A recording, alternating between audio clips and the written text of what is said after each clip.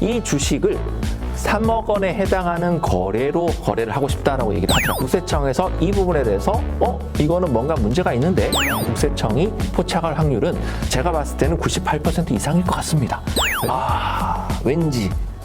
왠지 액면으로 가져오는 데부터가 뭔가 이상했어. 네. 이런 케이스에 너무 당황스러워 진짜.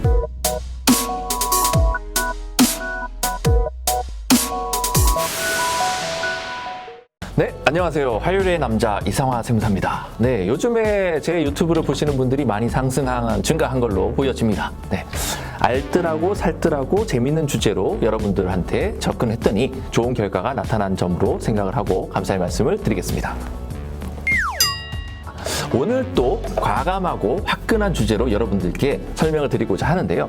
요것도 상담 사례에 해당합니다. 오늘 아침에 상담을 하고 왔던 부분인데요. 사실은 오늘의 주제는 차명 주식에 대해서 문제를 조금 얘기를 해보려고 하는데요. 사례의 경우는 어떤 회사의 주식을 이렇게 이동을 하고 싶은데 여기에 발생하는 세금이 얼마가 될까요? 이렇게 이제 질문이 온 부분이에요. 그래서 최근에 제가 경험적으로 거의 알게 되는 부분인데요. 주식을 10%도 아니고 한 30%, 40% 정도를 이동을 하는 케이스들은 제가 조금은 의심을 하고 시작을 합니다. 이 주식이 혹시 차명 주식은 아닌지 이런 부분에 있어서 오늘 또 한 생명을 제가 살려드리고 왔습니다. 시가가 30억짜리 주식이 있습니다. 이 부분에 대해서 액면가액은 3억입니다. 액면은 3억, 자본금 3억짜리 회사로 시작을 했는데 이 회사가 성장하고 발전해서 주식의 10배 가치가 되었습니다. 그래서 30억짜리 주식이 되었는데요. 이 주식을 3억 원에 해당하는 거래를 하고 싶다라고 얘기를 하더라고요. 왜요? 라고 얘기를 했더니 나는 이 사람하고 어떤 관계가 있는 부분이 아니니까 내가 3억에 그냥 팔고 싶어. 안 됩니까? 저한테 얘기를 하는 거예요. 네. 그래서 경제적 이익 관계가 없는 사람들끼리는 사실상 이렇게 줄 수도 있고 저렇게 팔 수도 있는 거예요. 그 부분에 대해서 국가가 뭐라고 할 수는 없다. 그러나 국세청을 간과한 부분이 한 가지가 있습니다. 주식이 거래되는 데 있어가지고는 조심해야 되는 부분이 반드시 이 부분이 특수관계자 간의 거래인지 그리고 실제로 시가로 거래해야 되는데 액면으로 거래한 건 아닌지 이런 부분을 조심해야 되는 부분이 있습니다. 비상장 주식을 거래할 때 보통 가격을 대수롭지 않게 생각하고 거래하시는 경우가 많아요. 이런 경우가 있죠. 액면가액이 2천만 원인데요. 저희 회사 계속 결손 났고요. 이 주식 다 옮기려고 합니다. 국세청에서 관심이 없습니다. 그러시든지 말든지. 그러나 지금 사례처럼 시가가 30억 정도의 회사의 주식을 3억 원의 액면가액으로 넘기겠다고 하면은 국세청에서 이 부분에 대해서 이거는 뭔가 문제가 있는데 이렇게 생각하는 게 상식인 거지. 그렇게 거래할 수 있지.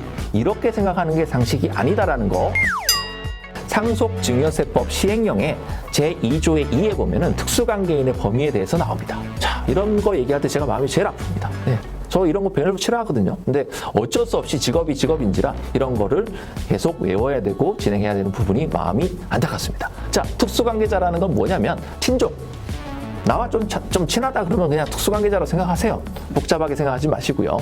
직계 비속의 배우자 그리고 2천 이내의 혈족 그 배우자 여기까지는 내 이해할 수 있어. 가족이니까. 근데 이런 케이스가 있어요. 우리 법인의 사용인 사용인이라는 거는 출자에 의해서 지배하고 있는 법인의 사용인까지도 포함하는 종업원도 사용인이 될 수 있어요. 근데 그 중에서 임원이라고 하면은 정말 밀접한 관계에 있는 특수관계자라고 보시면 됩니다. 지금 사례에서 누구하고 거래하는지를 봤더니 대표이사였던 사람이 이분이 사임하면서 밖으로 나가면서 가지고 있는 주식까지도 팔아버리는 행위 그리고 아니면은 임원인 분이 나가시면서 파는 행위 이런 케이스는 이 법인과의 아니면 이 둘 간의 사이는 다 특수관계자에 해당하기 때문에 시가 적용이 돼야 되는데 어느 분하고 상담을 하고 왔대.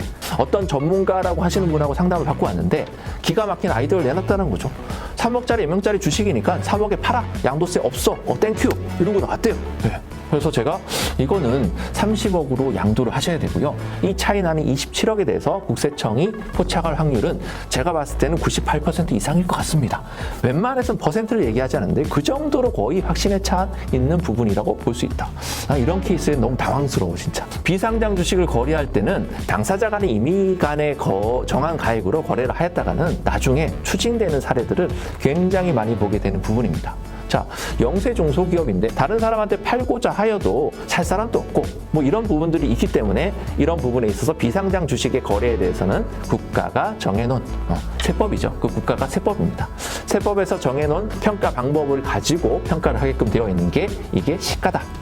근데 이거를 좀 편법적으로 시가를 적용하지 않아도 되는 케이스가 보통 있는데 그게 모르는 사람끼리 거래하면은 시가로 거래 안 해도 되잖아요. 근데 이게 액면은 아니잖아요, 솔직히. 네. 이런 상식선에서 좀 접근하자.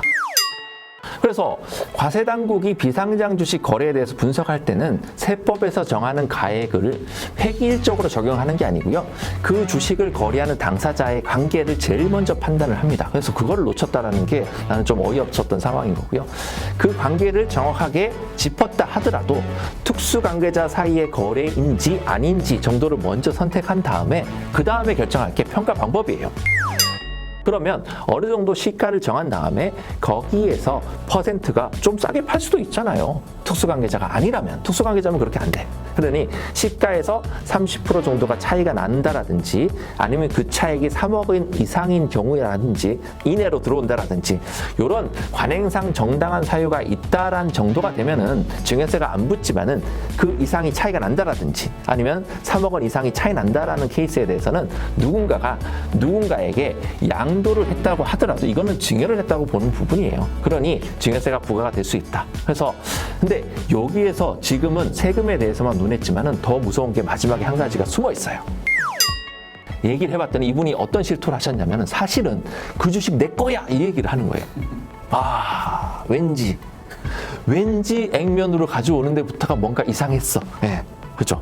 그리고 이분은 본인한테 이제 주는 게 아니라 본인의 자식한테. 그분이 나가시는 분이 이분의 자녀한테 주는 거니까 남 아니야 이제 이렇게 생각을 하신 거죠. 근데 이거 다 따지고 들어가면은 남 아니고요. 특수관계자에 해당할 수 있는 부분 요게 한 가지고 두 번째는 이거는 차명 주식에 해당합니다. 저희가 돈세클에서도 한번 얘기를 드렸는데요. 실질적으로 이게 진짜로 상담을 하고 나면 저도 가슴이 철렁 내려앉아요. 이분은 이게 세금이 아까 차이 나는 27억에 대해서도 세금 내는 거는 당연한 거고요. 얘가 차명 주식인 게 밝혀지고 나면은 차명 주식이 있었던 최초로 이 차명 주식을 실행했던 그 시기로 돌아가서 증여세를 부과한 다음에요. 이거를 지금까지의 가산세를 다 매겨서 친절하게 고지를 해드립니다. 세무사님 이중과세 아닌가요? 이런 생각을 합니다. 왜냐면은 이렇게 넘어갔던 거를 다시 가져오는 과정에 있어서 세금을 한 번만 물리면 되지 왜 가는 것도 물리고 오는 것도 물립니까? 하나는 페널티라는 거예요. 예. 차명 주식을 이동하는데 전문가의 상담이 없이 넘어간다는. 근데 이 전문가에 대한 부분을 여러분들이 알아서 잘 판단하셔야 돼요. 네. 누구나 다 전문가라고 본인이 주장할 수는 있어요. 근데 이 부분에 대해서 정확하게 저라면 한 2명 정도는 상담을 해봐야 될 것 같은데요. 근데 2명이 의견이 안 좋은 쪽으로 같았으면 이것도 문제인 거고요. 한 3명 하시면 돼요, 그냥. 네. 근데 누군가 한 명은 의견이 다를 수 있어요. 네. 이런 부분에 대해서 오늘 또 가슴을 쓸어내리면서 이거를 보시는 분들이 그래도 나 오늘 큰 거 하나 배웠다. 그리고 더 나아가서 이런 거 해결 안 되시는 분들 연락 많이 주시고요. 오늘 시간에는 차명 주식 해소 시의 문제점에 대해서 여러분과 함께 얘기를 나눠봤습니다. 네, 감사합니다.